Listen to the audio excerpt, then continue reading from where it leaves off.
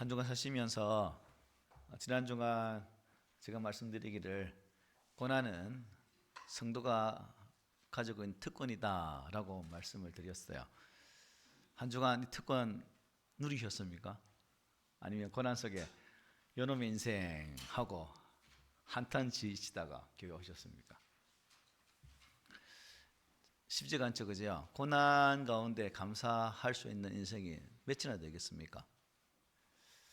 하나님 말씀은 고난의 특권이다, 누려야 된다 말씀하는데 고난을 누리고자 하는 사람이 이 세상 가운데 몇 명이나 되겠습니까?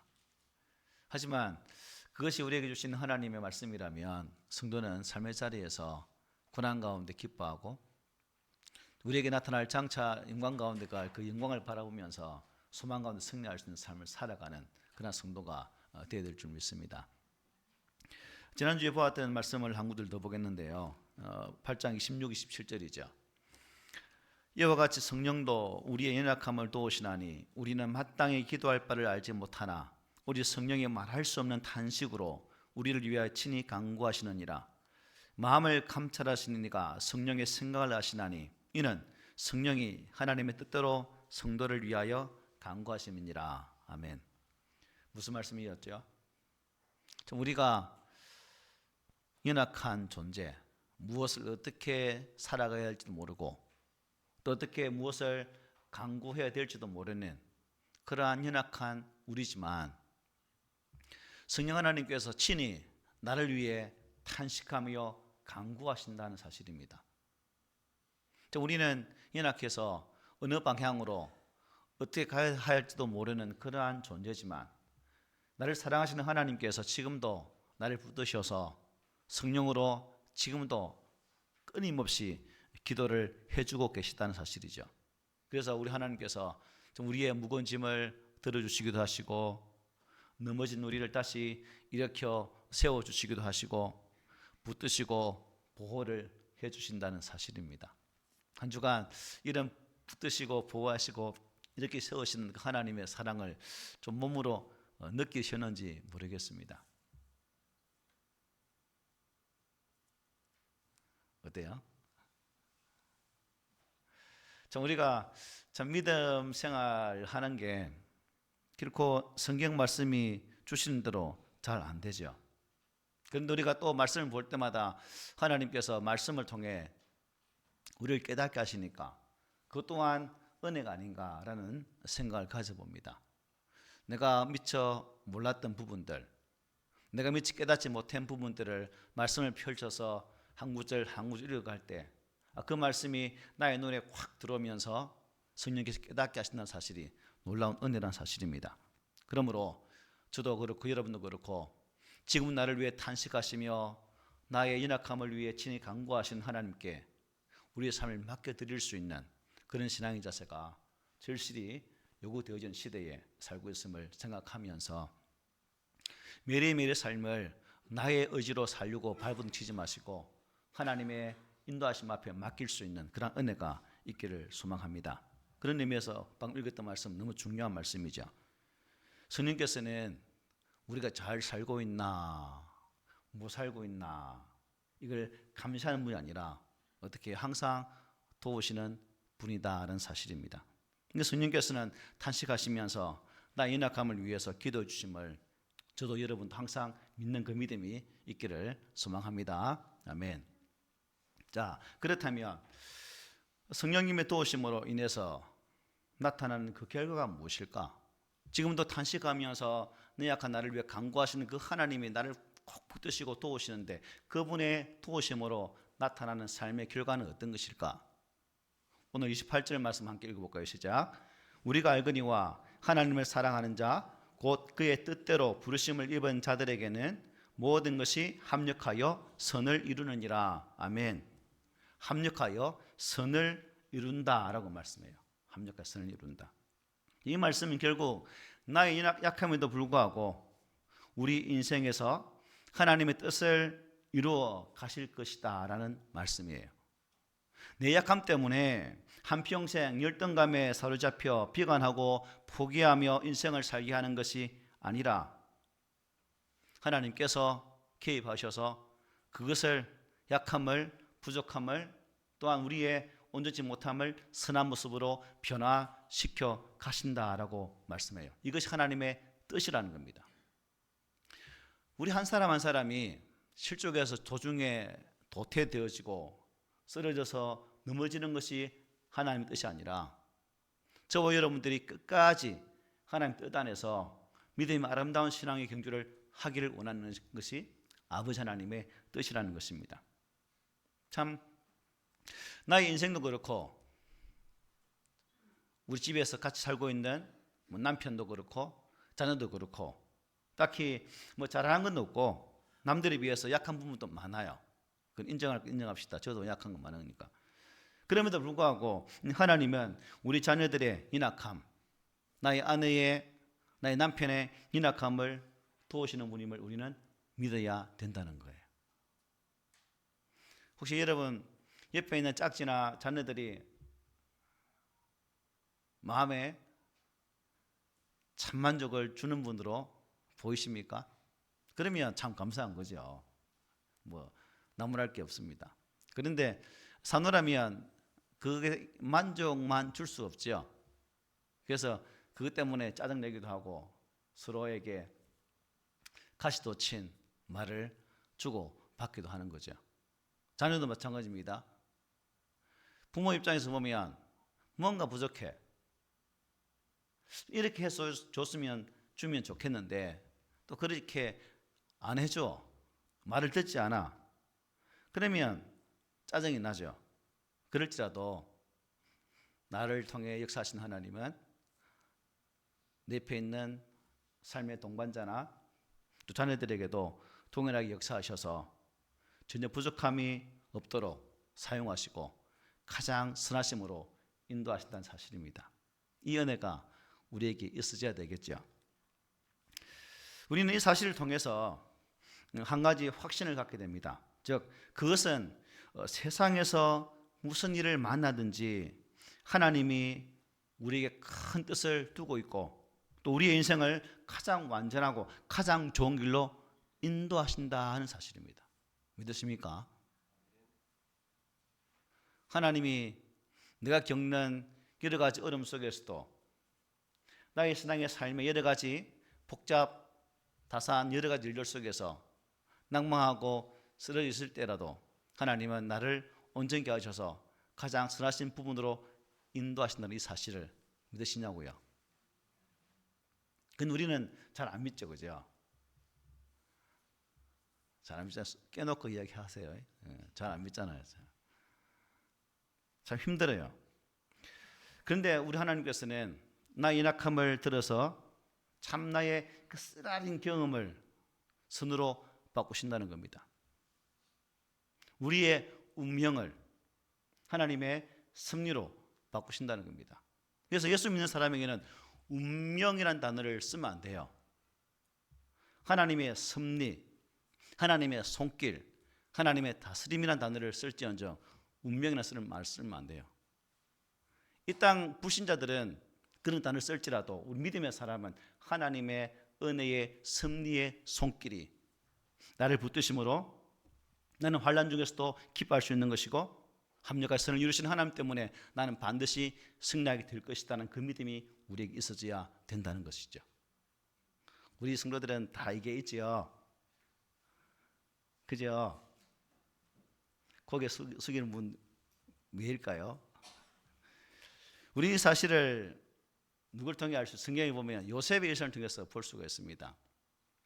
요셉 하나님을 사랑했고 어찌하든지 신실한 신앙의 삶을 살려고 애썼던 요셉.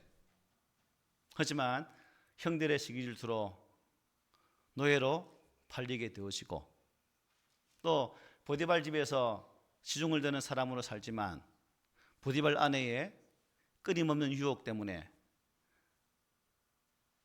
성적 부분이 이렇게 저렇게 됨을 통해서 그 아내의 모략으로 또 감옥에 들어가는 그런 일이 있었습니다. 요셉이 겪는 일을 보면 하나같이 잘 되는 게 없었어요.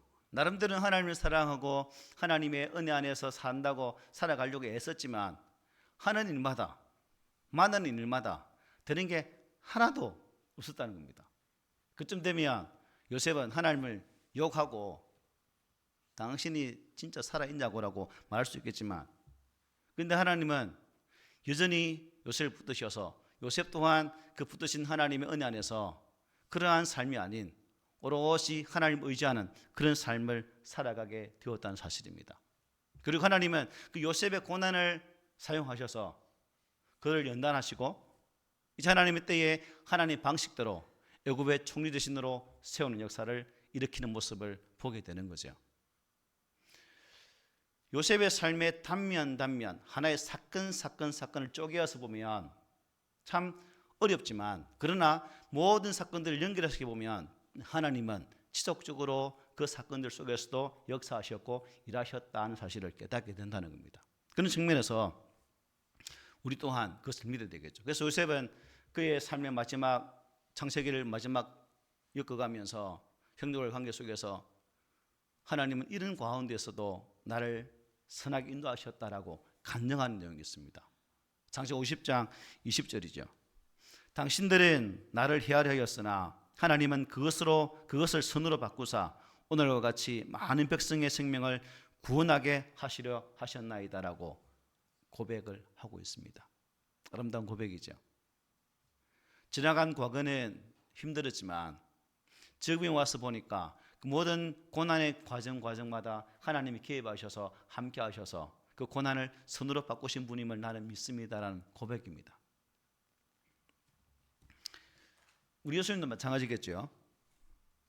우리가 예수님의 그 십자가 사건을 보면 참 그 십자가 사건 하나만 딱 보면 그게 무슨 영광스러운 자리가 되겠습니까? 가장 악질적인 죄수를 처형하는 도구 십자가. 그 사건만 보면 우리는 예수님을 또 그분을 이렇게 할 수 없는 상황이죠. 그러나 하나님께서는 독신 아들 예수 그리스도를 십자가에 못 박게 하시고 그 십자가에 흘리신 그 보혈로 피로 말미암아 예수를 믿는 자들을 죄로부터 속량하시고 하나님의 거룩한 자녀들이 되게 하셨다는 사실입니다. 즉 십자가의 보혈의 은혜가 없었다면 우리에게 속량되어지는 은혜가 없었다는 사실이에요.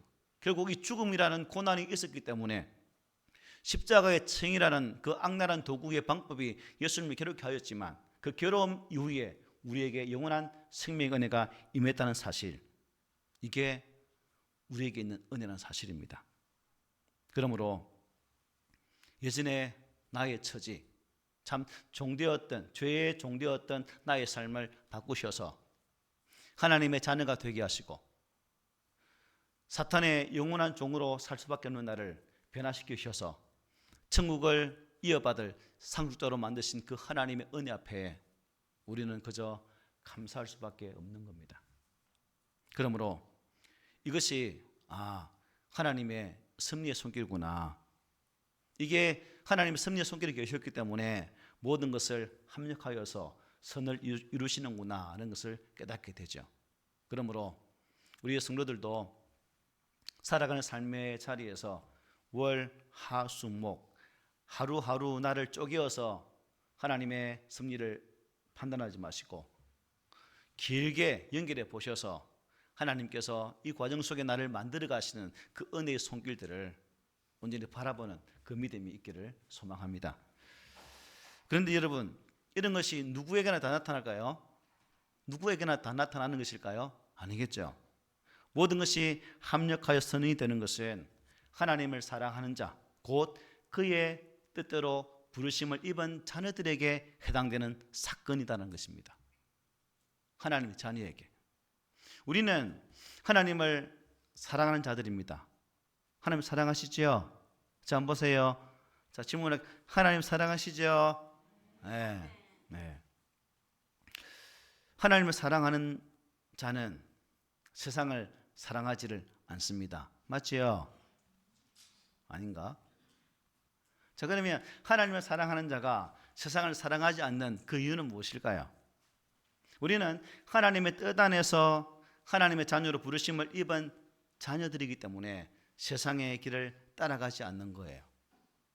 세상의 길이 좋아 보이고 즐거워 보이고 그 길로 가야만이 네 삶의 문제가 해결될 것처럼 보이지만 결코 그 길은 우리 믿음의 자녀가 걸어가서는 안 되는 길이라는 것입니다. 하나님께서 내가 보여주는 그 길, 예수 그리스도 안에서 내게 보여주는 그 길을 걸어가야 우리의 종착, 우리의 마지막 역이 하나님의 거룩한 나라, 천국이 될 수 있다는 사실이죠. 예수가 없는 자, 하나님의 거룩한 구속의 은혜가 없는 자는 이 은혜의 맛을 모르는 거예요. 고난의 참맛을 알지 못하는 거예요. 고난의 참맛을 아는 성도는 그 세상 속에서도 하나님을 바라보고 인내하면서 믿음의 길로 달려간다는 사실입니다. 그래서 예수 밖에 있는 사람은 추워도 알지 못합니다.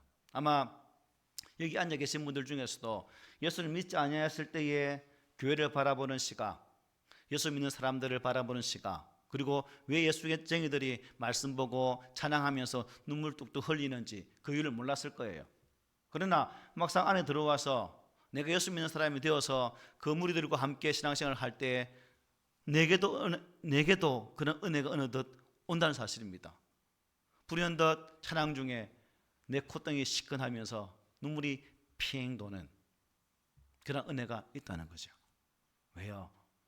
지금도 성령님께서 나를 붙드셔서 나를 하나님이 원하신 사람으로 열심히 만드시고 빚어가시기 때문이라는 것입니다. 그러므로 우리 꿈 있는 교회 성도들은 삶을 살아가면서 그냥 내가 살아가는 그 삶을 피상적으로만 그냥 겉으로 드러난 것만 보지 마시고 현재 당하는 그 사건 속에서만 바라보지 마시고 그 사건 배후에서 역사하시는 하나님을 바라볼 수 있는 그 은혜가 있기를 바랍니다. 그럴 때 하나님의 섭리 은혜의 손길이 함께 하실 때 참 세상의 파고가 엄청나게 셀지라도 그 깊은 내면 속에서 하나님은 지금도 작업하셔서 우리를 거룩한 은혜 가운데 인도하신다는 사실이죠. 여러분, 파도는 셀지라도 바다 속 깊이 들어가면 그 파도 겉에만큼 셀까요? 안 세거든요. 그런 거예요. 세상의 풍파가 아무리 엄청나게 무서울지라도 하나님의 은혜에 쏙 깊은 곳에 들어간 자는 그 세파 속에서도 넉넉히 이길 수 있다는 사실입니다. 그래서 우리는 모든 것이 협력해 선을 이룬다는 사실을 알기 때문에 현재의 고난도 쉽게 극복할 수가 있는 것이죠. 믿으시죠? 아멘. 여러분, 모든 것이 협력해 선을 이루는 데는 전제가 있습니다. 그냥 되는 게 아니라는 거죠. 뭘까요? 하나님을 사랑하는 자, 곧 그 뜻대로 부르심을 입은 자라고 말씀했어요. 부르심이란 뭐예요? 내 자격과 내 뜻과는 상관이 없이 누가요? 하나님께서 일하신 결과라는 겁니다. 내가 하나님을 찾은 것이 아니라는 거죠. 하나님이 나를 찾아 부르셔서 내게 오셨다는 사실입니다. 나는 다만 그에 대해서 어떻게 해요? 응답을 했을 뿐이죠. 하나님이 누구누구야 부르시며 찾아오셔서 내 마음의 문을 녹하시면서 얘야 내가 네 속에 들어가기를 원하는데 어찌하겠니 물었을 때 우리는 그저 그분을 맞이할 수밖에 없는 맞이함으로 말미암아 그분의 자녀가 되었다는 사실입니다. 따라서 이 부르심은 단순히 이런 음성이 아닙니다. 부르심은 하나님의 거룩한 행동입니다. 그리고 이 부르심은 하나님의 능력이고 하나님의 뜻이고 또한 중생의 변화를 일으키는 힘이 된다는 사실이에요. 이게 믿어져야 됩니다.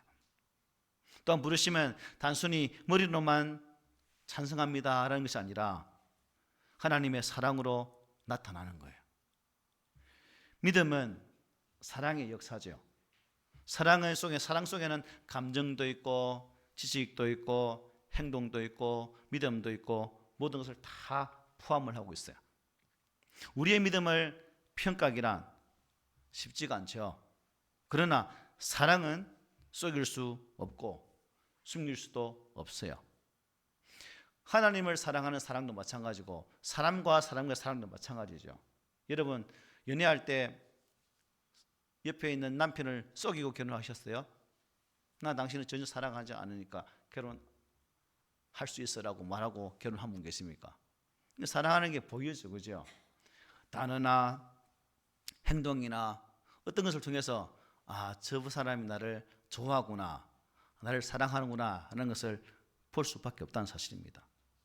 그러면 하나님의 뜻대로 부르심을 입은 사람은 온 마음을 다하고 성품을 다해서 하나님을 사랑하게 되는 것입니다. 나의 하나님께서 지금 우리를 사랑하시는 그 사랑, 그 하나님의 사랑이 나를 강건적으로 붙들고 계시기 때문에 그 붙드심의 은혜 때문에 우리는 기뻐하며 신앙생활을 할 수 있는 것이고 또 내게 부여되어진 그 사명 앞에 순종으로 감당할 수가 있는 것입니다. 이런 삶의 변화와 이 가치관들의 변화들은 분명히 믿는 자에게 나타나야 돼요. 만약 내가 하나님을 믿는다, 예수를 믿는다, 하나님의 사랑의 뜻을 믿고 하나님 따르는 자가 되었다라고 확신을 하는데 내 삶의 모습에 전혀 특글 같은 일도 변화가 없다면 하나님을 사랑하는 자, 그 뜻대로 부르심을 입은 자다라고 말할 수 있을까요? 저는 죄송하지만 없다라고 표현하고 싶어요. 없다. 그러므로 저도 여러분도 하나님 뜻대로 부르심을 입은 그 은혜를 가지고 있다면 나의 삶을 통해 그 증거가 나타나야 된다는 거예요. 삶을 통해.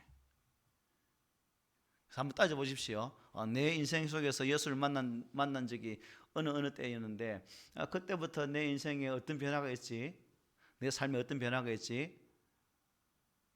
공을 차는데 운동을 하다 보면 푸사를 내서에 사는데요. 그분은 이제 우리 같이 공 차는 분 불신자예요. 그래서 막 부딪히고 밟히고 하는데도 제가 짜증 낼게요, 안 낼게요? 그냥 아구고 그냥 한 커트를 맞췄어요. 그래서 그분이 옆에 오더만 목사님 왜 화를 안 내요? 이러더라고요. 저 화 엄청 많이 내는데요. 근데 요즘 공차할 때 화를 전혀 안 내시던데요. 요즘은 안 내는데 옛날에는 억수로 많이 냈습니다. 사투리 써가면서. 왜 그랬습니까? 참 그때는 욕을 하면서 공 차고 못 차는 사람 보면 짜증나고 막 손가락 쥐는데 어느 날 그게 너무 추하게 보여서 너무 부끄러워가지고 낯을 들 수 없었다고. 그 후에 저는 안 되겠다 싶어서 요즘은 차여도 아이고 안 죽겠습니다. 아파 발톱이 내 시큼거든. 이제 얼마 밟았든지 사람들이 발톱 빠져도 또 빠졌네. 새로 놨더만 또 밟아봤네. 이라고 넘어가거든요. 이게 변화라는 거죠. 제가 자랑할 수 있는 변화. 운동장에서 보여주는 목사로서의 변화의 모습이 그렇게 나타나더라는 거죠. 그래서 저도 여러분들도 큰 건 아니지만 이 작은 것에서부터 변화된다면 큰 것이 변화되지 않을까요? 변화되겠죠. 그래서 이런 변화가 우리 가운데 있자는 겁니다. 자, 그렇다 해서 이어지는 말씀 보면서 그렇다면 왜 하나님은 모든 것을 합력해서 선을 이루시는 걸까요?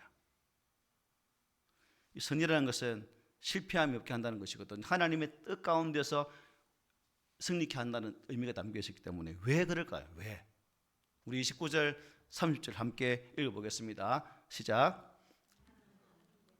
29절 시작. 하나님이 미리 하신 자들을 또한 그 아들의 형상을 본받게 하기 위하여 미리 정하셨으니 이는 그로 많은 형제 중에서 맏아들이 되게 하려 하심이니라. 또 미리 정하신 그들을 또한 부르시고 부르신 그들을 또한 어렵다 하시고 어렵다 하신 그들을 또한 영어롭게 하셨느니라. 아멘. 여기 29절은 영어 성경에 보면 왜냐하면이라는 단어가 딱 붙어 있습니다. 왜냐하면 하나님이 미니하신 자들을 이렇게 말씀하고 있는 거죠. 하나님이 믿는 자에게 실패함이 없게 하시는 이유는 방금 글자 친 것처럼 아시고 정하시고 부르시고 어렵다 하시고 영화롭게 하시기 때문이라는 거예요.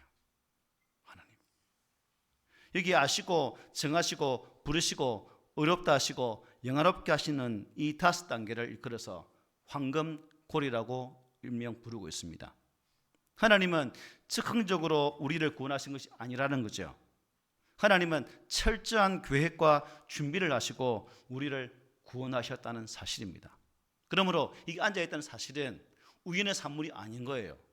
하나님의 철저한 준비와 계획 속에서 부름을 받아 이 자리에 앉아있다는 겁니다. 그러니까 이 자리에 앉아있는 이 자체가 얼마나 큰 은혜입니까?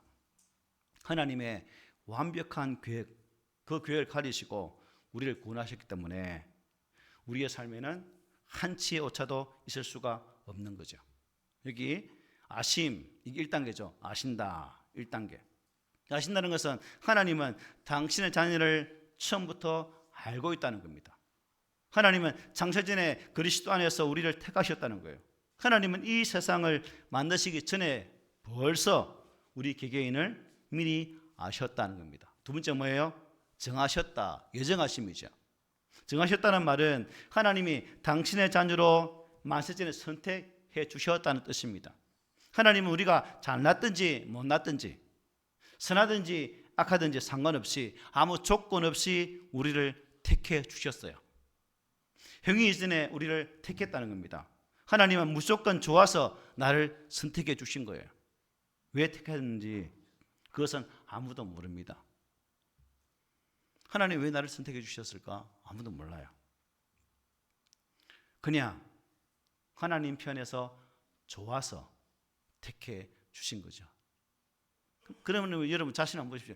내가 뭐가 좋아서 하나님 택해 주었을까? 아이고 말도 안 듣고 예배도 잘 안 듣고 뺀질뺀질하고 뭐 하자고 하면 입이 심리가 툭 튀어나와서 하지도 않는 이런 나를 왜 좋아했을까?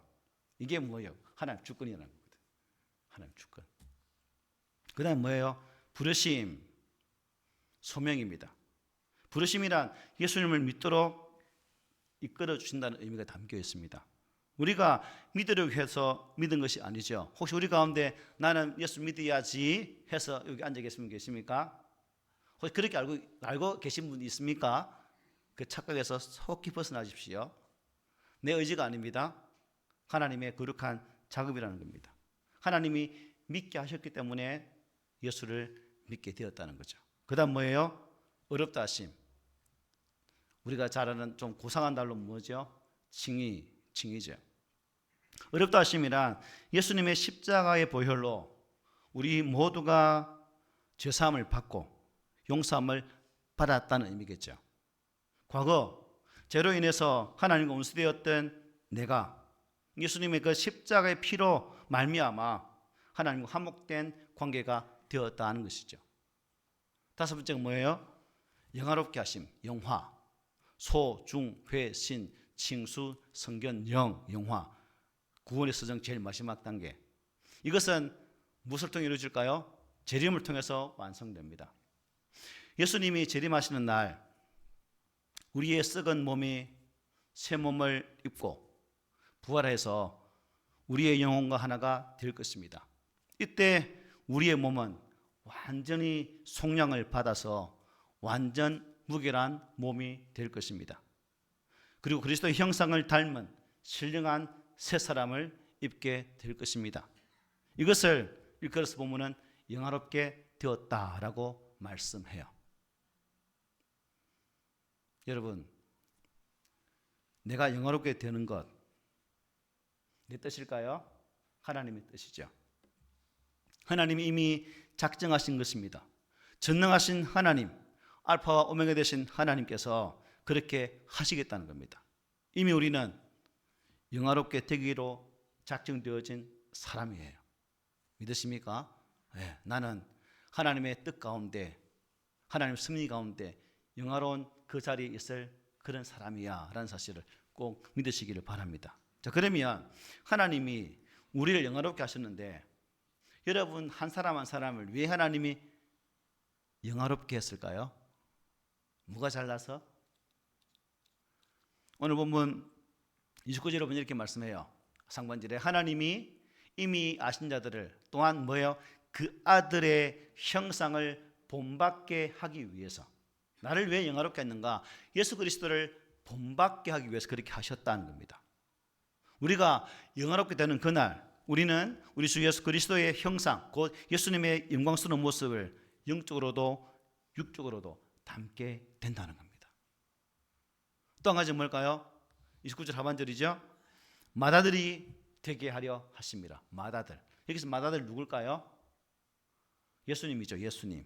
우리가 하나님의 양자로서 영화롭게 되는 그날 우리는 하나님의 맏아들이신 그 예수 그리스도 앞에 서게 될 것입니다. 그분과 함께.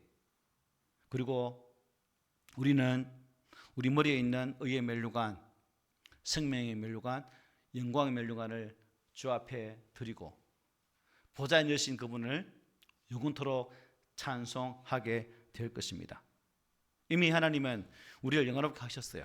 그러므로 현재의 고난은 우리를 결코 넘어뜨리지 못합니다. 18절에 말씀했죠.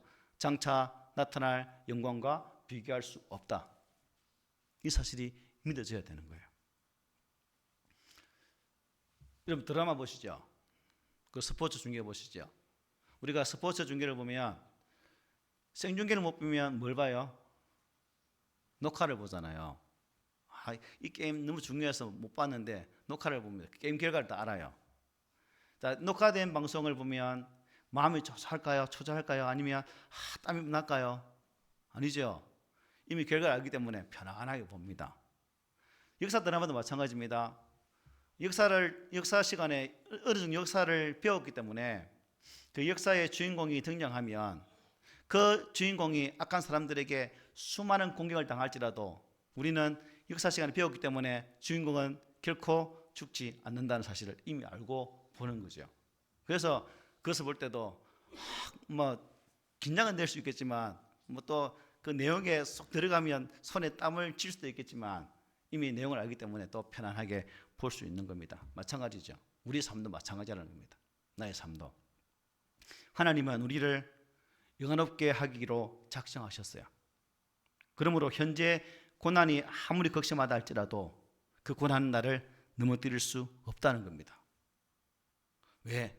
하나님이 나를 영화롭게 하셨기 때문에, 나를 그 자리에 있게 하시기 때문에 우리는 결코 넘어지지 않는다는 사실입니다. 장차 나에게 나타날 영광을 바라보면서 현재의 고난을 믿음으로 극복하고 날마다 느긋한 마음으로 승리하는 삶을 살아가는 우리 성도들이 되시기를 소망합니다. 끝으로 아까 했던 말씀 볼게요. 아신다, 정하신다, 부르신다, 어렵게 하신다, 연옥게 하신다. 모두 과거형입니다. 과거. 그죠? 그리고 아시다, 정하시다, 부르시다, 어렵다 하시다는 이미 이루어진 사건입니다. 반면에 영원롭게 하신다는 것은 아직 이루어지지 않은 미래에 이루어질 사건입니다. 그런데 시제가 과거예요. 이것은 미래에 이루어질 영화도 이미 뭐예요? 완성된 것으로 하나님 우리에게 말씀하고 있는 겁니다. 예수 안에서 이미 완전히 이루어진 거죠. 조금 전에 말씀드린 것처럼 모두 연결되어 있습니다. 여러분 이 5가지 단계의 주어가 누굴까요? 사람인 우리가 할 수 있는 게 있습니까? 아무것도 없어요. 이 모든 것을 하나님이 하신다는 사실입니다. 모든 것은 하나님이 철저한 주도와 하나님의 섭리하에 이루어진다는 사실입니다. 그래서 아까 말씀드렸죠. 황금의 연쇄고리라고 부릅니다. 이거 5개를. 한번 생각해 보십시오. 만일 여러분 구원이 나의 행동, 나의 삶으로 결정된다면 우리 가운데 구원받을 인생에 누가 있겠습니까? 그리고 신앙생활 불안해서 하겠어요? 저도 목사를 편하게 할 수 있겠어요? 어느 순간 생각 잘못하고 행동 잘못하면 야 목사 나가 인마 이래 버리면 어떻게 되겠어요? 우리는 연약하잖아요. 참 얼마나 변덕스럽습니까? 우리의 믿음도 오르락 내리락 많이 하죠. 여러분 안 한가 봐요. 저는 해요. 목사도 믿음이 오르락 내리락 해요. 오르락 올라갔을 때는 모든 나쁜 것도 감사하게 되지만 내리락 하면 최저점에 오가면 좋은 것도 악평을 하게 돼요. 이게 우리 사람입니다. 그런데 우리가 그런 상황 속에서 불안에 떨 필요가 없는 거죠. 왜요? 모든 구원의 과정은 내가 하는 것이 아니라 누가요? 하나님께서 행하시는 거룩한 구원의 사역이기 때문에 그렇습니다. 그러므로 모든 것이 합력할 선을 이룬다는 이 말씀을 꼭 기억하면서 우리 꿈있는 교회 성도들은 이 세상이 말하는 그 불확실성의 말 쓰지 마시고 하나님은 완전하게 완벽하게 나를 구원하시고 그러한 하나님의 때에 그 하나님 나라에서 나를 온전히 세워주실 것이라는 이 믿음으로 사셨으면 좋겠습니다. 현재 우리의 삶 속에서 하나님을 누리는 그 아름다운 삶, 여러분 천국에 갔으면 천국의 복스러움을 누리는 것이 아니라 이 땅의 나의 삶의 현장에서도 천국을 누리자는 겁니다. 찢고 볶는 그 현장이지만 그 속에서도 하나님께서 나를 세워가실 그 은혜를 바라보면서 그 삶의 자리를 천국으로 만들어 가자는 사실입니다. 그러므로 우리 꿈있는 교회 성도들은 한 사람도 고난 가운데 좌절하지 마시고 어떤 상황 속에서도 합력하여서 이 선을 이루시는 하나님 한 분만을 꼭 붙드시길 바랍니다.